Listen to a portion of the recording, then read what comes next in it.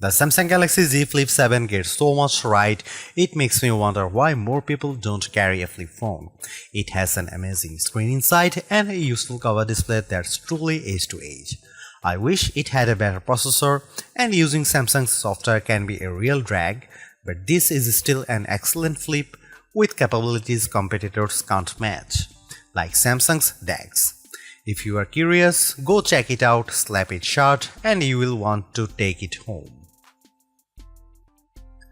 The Galaxy Z Flip 7 starts at $1,099 which is the same price as last year's Z Flip 6. The price seems reasonable to me considering that you are getting two displays for the price of one, plus glass that bends in half like a dang magic trick. Galaxy Z Flip phones used to seem pricey, but the rest of the phone world has slowly crept up to meet Samsung. And now $1,099 actually seems fair, especially if you are getting this phone from your carrier with a steep discount. The Galaxy Z Flip 7 costs more than an iPhone 16 Pro and less than an iPhone 16 Pro Max. It costs the same as a Google Pixel 9 Pro XL or Samsung's new and thin Galaxy S25 Edge.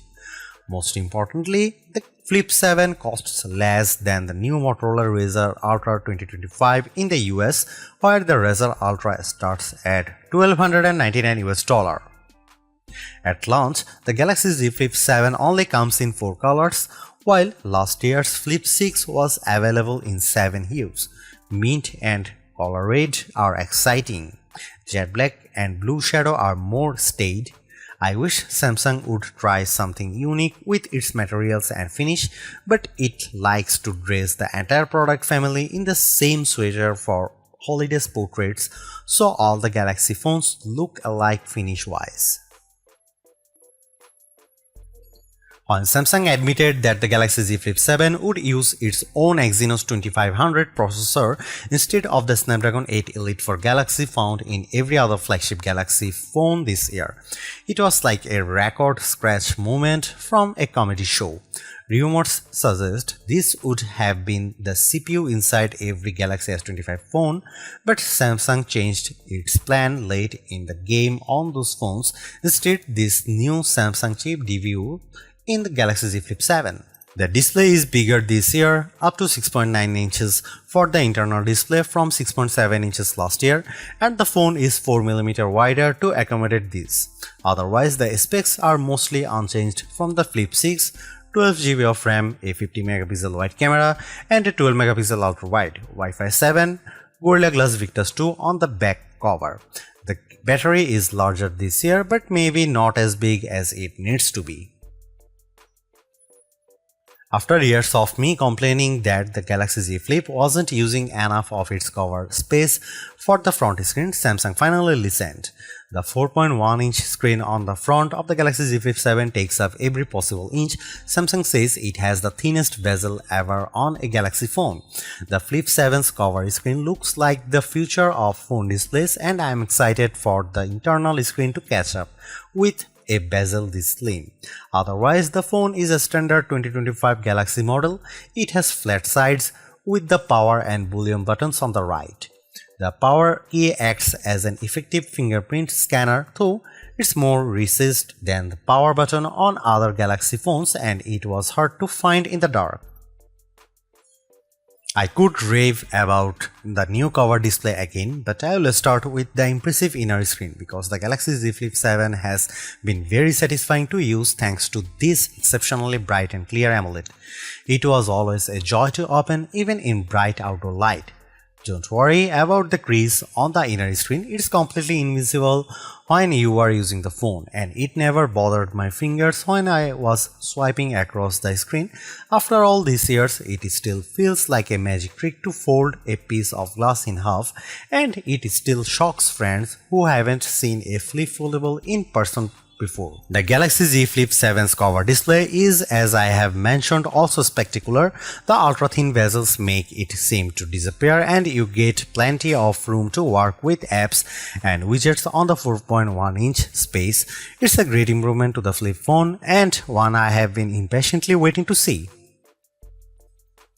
If you want a smartphone you can tweak and customize to your heart's content, get a Samsung phone. If you prefer something simpler, you can still grit your teeth and ignore most of the settings, the pop-up features, and the extra steps required to make things work. How bad is Samsung software? Take the cover display for example. On the Motorola Razr, when you are using an app and you close the phone, the app shows up on the cover display. That's simple and intuitive. On the Galaxy Z Flip 7, not even close. To use an app on the front screen, you have to find the setting to enable apps on the cover display. This isn't in the cover display setting menu, it's in a menu called Advanced Settings and then Labs. Labs, can you imagine a more frightening way to hide a crucial feature? Why not just calling it Dungeon? And once you find Labs, you have only gotten started. You can enable a few pre-selected apps to work on the cover display, Maps, Messages, Netflix, or you can download another widgets called Multistar from the Galaxy App Store. Multistar creates a home screen that lives on your cover display, and on that screen you can add any app on your phone. On the cover, you swipe to the Multistar screen and tap the app you want to open. Unfortunately, you can't set any of these up on the cover display itself. You can't even add widgets to the cover display without opening the phone. It feels like Samsung is still getting the hang of this whole cover display thing, but the Flip 7 is its best effort yet. Aside from those issues, I have many questions about Samsung's AI strategy. The company has a habit of talking up features that even never materialize. The Galaxy Z Flip 7 was supposed to have a special version of Google Gemini that could talk to me live while the flip screen was half closed. But I haven't been able to find a mode that works that way. Samsung's now brief home screen, widgets and app is also a key selling point for its AI features, but it is truly a useless bit of software. It never offers me more than the weather and the first few appointments on my company calendar, which are always people who scheduled a day off. Samsung promised that this now brief and its Galaxy AI features would offer highly personalized information as the AI gets to know you through your Samsung devices and users' behavior. I carry multiple Samsung phones and wear a Galaxy Watch Ultra, and I have never seen anything personalized for my interests of habits. The Galaxy Z Flip 7 has a good set of cameras that took photos I enjoyed sharing. Images taken with Samsung cameras usually pop with bright colors and a highly sharpened look, but I have noticed on the last couple of phones that Samsung has been toning down this artificial look for a more natural photography style closer to what the iPhone produces. I am all for it. Don't worry, Samsung fans, you still get photos that look great, especially if you opt for Samsung's specialized modes. Samsung's portrait mode is probably the best on any smartphone. It isolated my subject neatly and blurred the background for a gorgeous look. Samsung's food mode is by far the best camera phone mode for taking food photos. I reach for my Galaxy phone whenever I bake something tasty and I want to share it. Samsung's AI editing features are also the best I have used on any smartphone. When you cut an unwanted person or object out of your photo, the Galaxy Z Flip 7 does a perfect job of filling in the gaps. If there are floors, board, or vertical blinds behind them, it fills these in seamlessly. Of course, the Galaxy Z Flip 7's coolest camera trick is letting you use the cover display as your viewfinder for photos. You can take selfies at the full 50 megapixel resolution when you point the main camera at yourself and use the cover display. You can also set the phone in an interesting position, way down low or hanging from up high, and then take shots with voice commands or by signaling the camera with a wave. My only complaint is that lack of a real zoom lens. I have a kid who plays sport and the digital zoom isn't good enough to capture him on the field. If you take photos from far away often, you will miss the lack of real zoom. Maybe Samsung should try a zoom camera instead of an ultra-wide on the Flip 8. Here are some camera samples of the Samsung Galaxy Z Flip 7.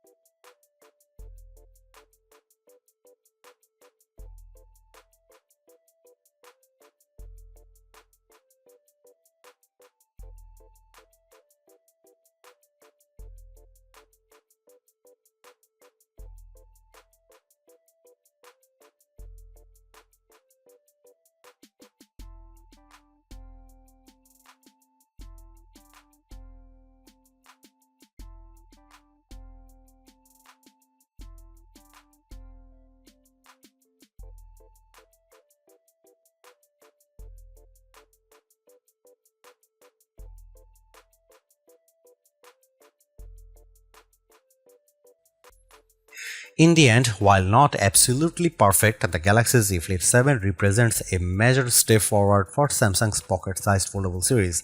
The compromises are smaller to the point where they are easy to ignore. It's a great all-rounder, has a much better cover screen, better camera performance, and an internal screen that's not too narrow. I really like it.